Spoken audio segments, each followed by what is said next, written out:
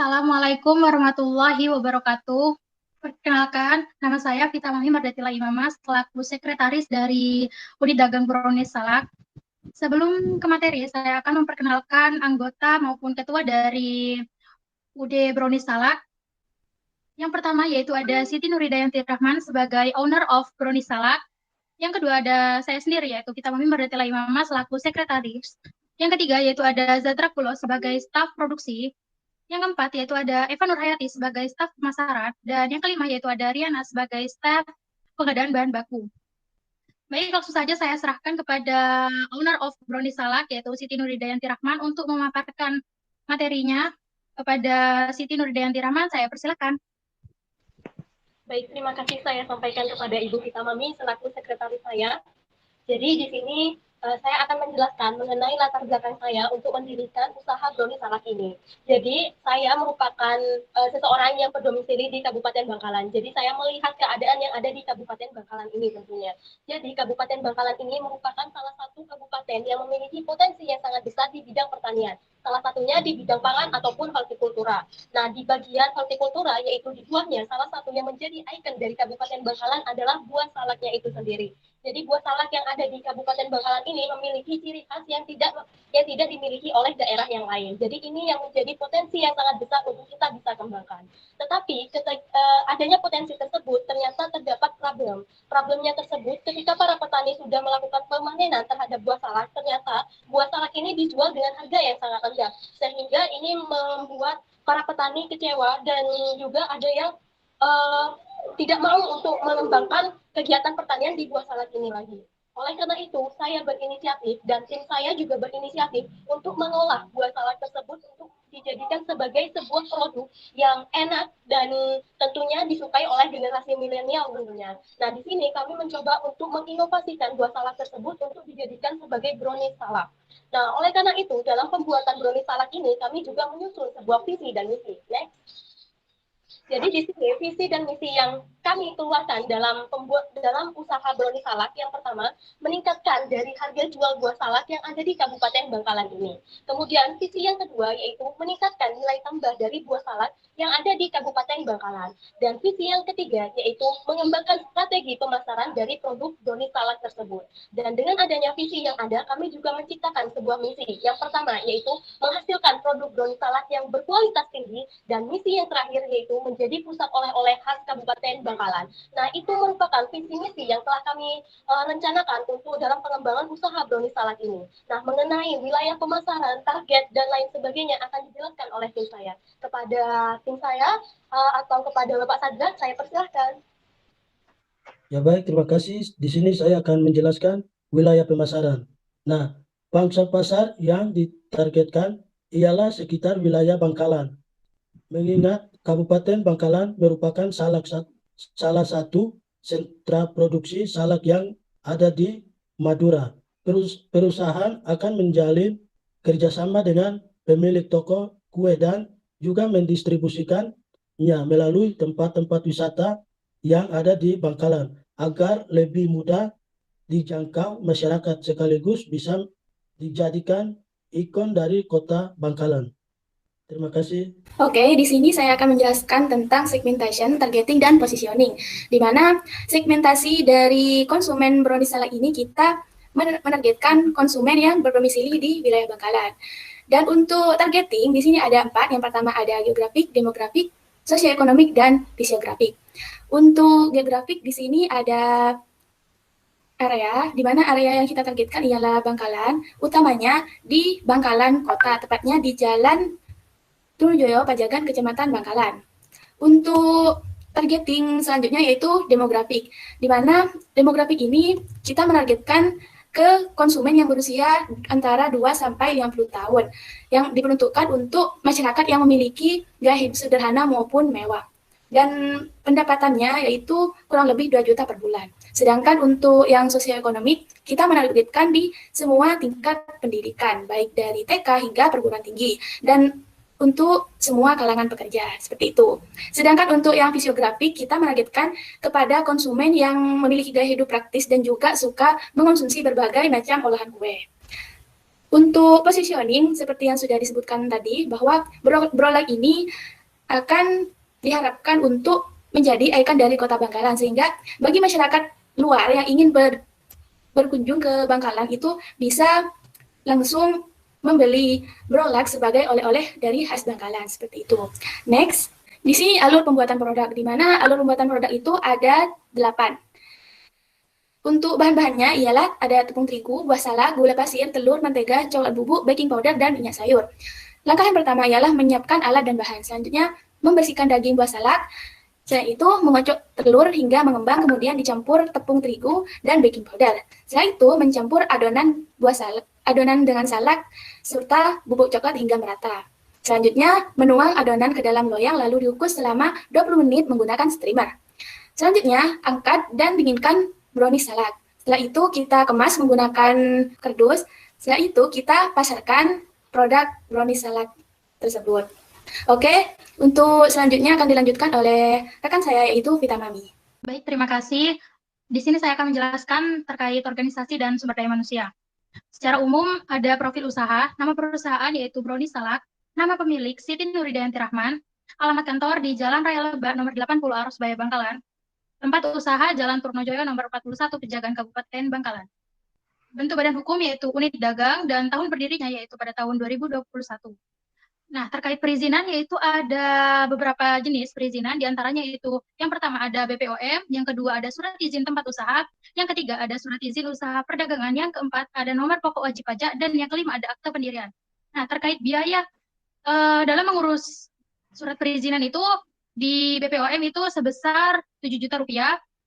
Nah, sedangkan di surat izin tempat usaha, surat izin usaha perdagangan, nomor pokok wajib pajak itu biayanya gratis karena sudah difasilitasi oleh pemerintah. Sedangkan akte pendirian sebesar Rp800.000. Di sini saya akan menjelaskan terkait analisis pengembangan sumber daya manusia. Nah, dalam pengembangan soft skill dari karyawan perusahaan bisa dengan memberikan pelatihan soft skill yang nantinya akan diberikan materi, misalnya mengenai kepemimpinan atau mengadakan kegiatan outbound beberapa bulan sekali. Gunanya itu untuk meningkatkan kerjasama serta melatih kemampuan dalam memimpin maupun berpikir secara cepat dan kritis. Selain itu juga dengan memberikan penghargaan kepada karyawan yang aktif maupun memperoleh prestasi khusus. Hal ini bertujuan untuk memotivasi karyawan agar lebih giat lagi dalam bekerja dan menjadi salah satu cara untuk mengembangkan sumber daya manusia. Nah, terkait aspek selanjutnya akan dijelaskan oleh rekan saya yaitu Ibu Eva Nurhayati. Kepada Ibu Eva Nurhayati saya persilahkan. Baik, terima kasih. Untuk selanjutnya yaitu mengenai aspek keuangan. Untuk total dari sumber pembiayaan bisnis ini yaitu sebesar Rp18.500.000. Ini berasal dari investasi aset dan investasi praproduksi, di mana porsi dari investasi fixed aset yaitu sebesar 64,86% yang berasal dari modal sendiri, dan investasi praproduksi yaitu sebesar 35,14% yang berasal dari pinjaman.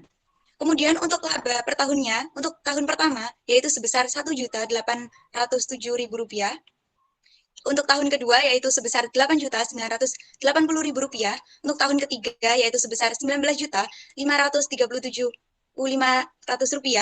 Untuk tahun keempat yaitu sebesar Rp23.709.167. Dan untuk tahun yang kelima yaitu sebesar Rp43.976.667. Nah, dari nilai feasibility usaha diketahui bahwa nilai NPV yaitu sebesar 6.216 yang lebih besar daripada 0, sehingga usaha ini layak atau feasible untuk dilaksanakan. Selanjutnya untuk nilai IRR atau internal rate of return yaitu sebesar 0,11 atau 11%, maka dapat disimpulkan bahwa usaha ini layak atau feasible untuk dilaksanakan karena nilai IRR-nya lebih besar daripada 10%.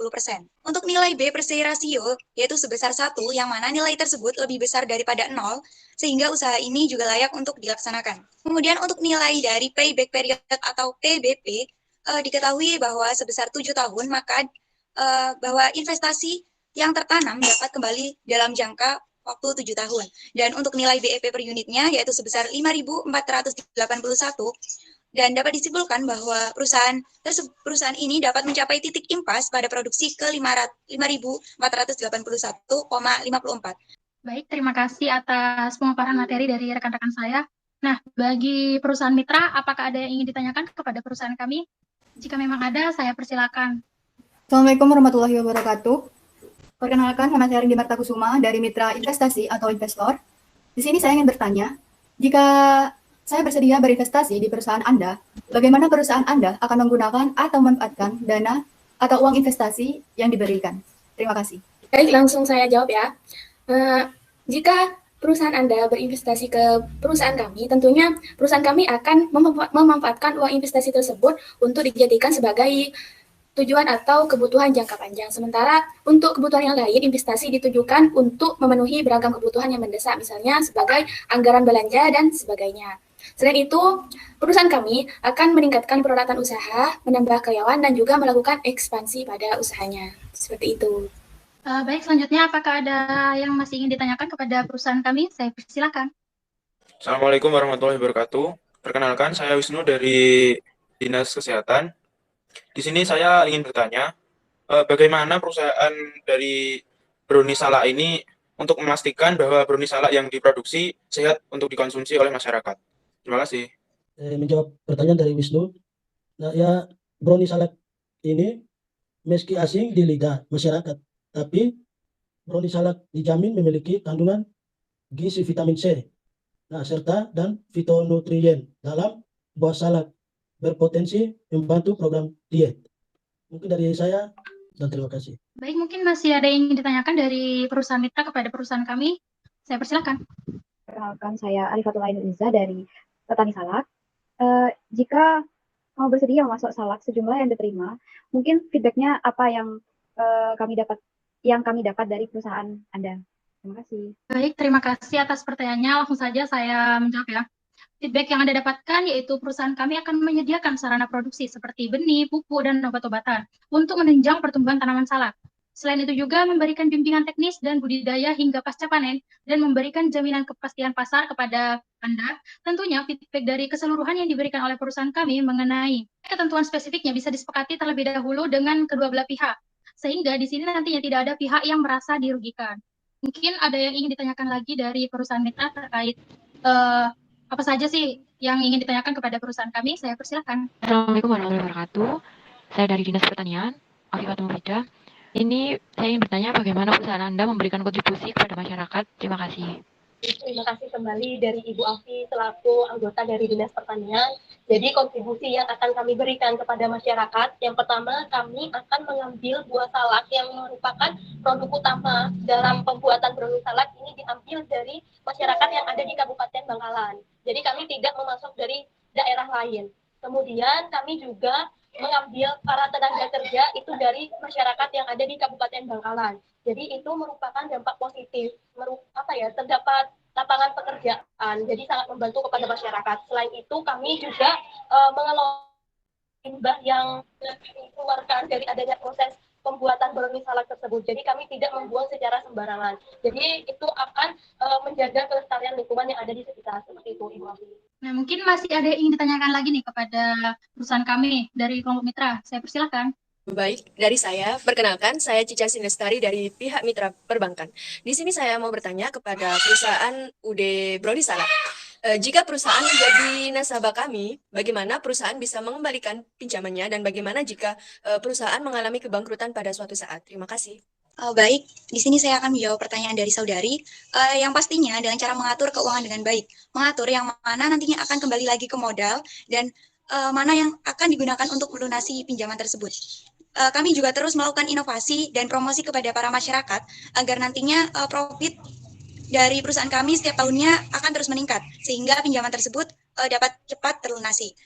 Kami juga memberikan sebuah jaminan yaitu berupa BPKB mobil jika nantinya kami mengalami suatu kebangkrutan seperti itu. Terima kasih.